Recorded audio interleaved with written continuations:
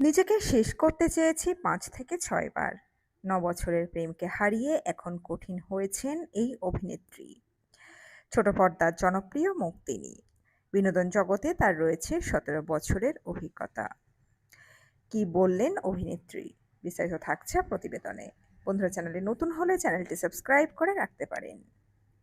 ইষ্টিকুটুম ধারাবাহিকে কমলিকা ওরফে অঙ্কিতা চক্রবর্তী দেখতে দেখতে এই বিনোদন জগতে কাটিয়ে ফেলেছেন ১৭টা বছর।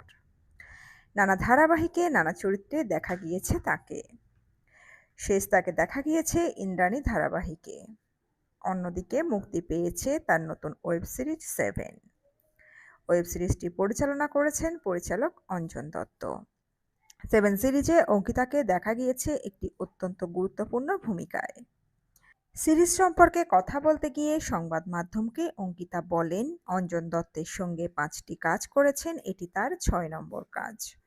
তার সঙ্গে কাজ করার অভিজ্ঞতা কেমন অভিনেত্রীর? উত্তরে অঙ্কিতা বলেন, অঞ্জনদার সঙ্গে আমার 6ষ্ঠ কাজ এটা।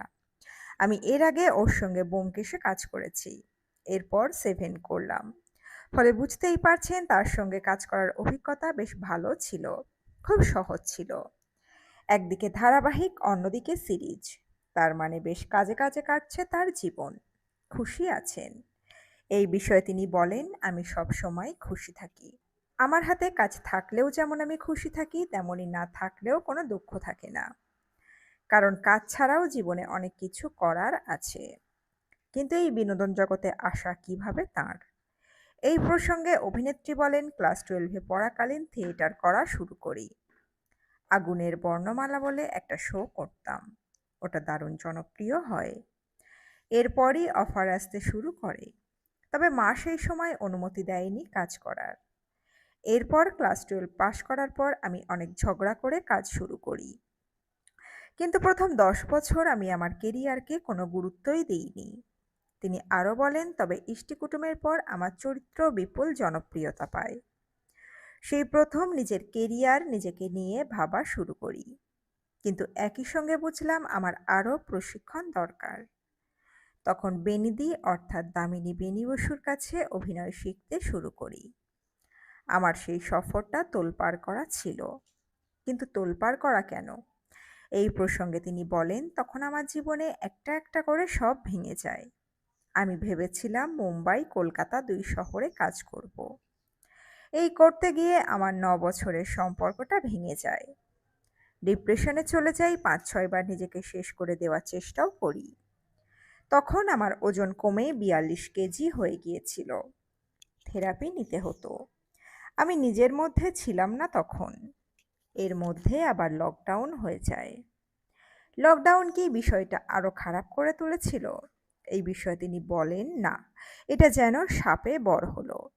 আমি তার আগে পর্যন্ত যুদ্ধ চালাচ্ছিলাম। একদিকে বাড়ি, একদিকে পেশা, আবার সঙ্গে বিচ্ছেদ।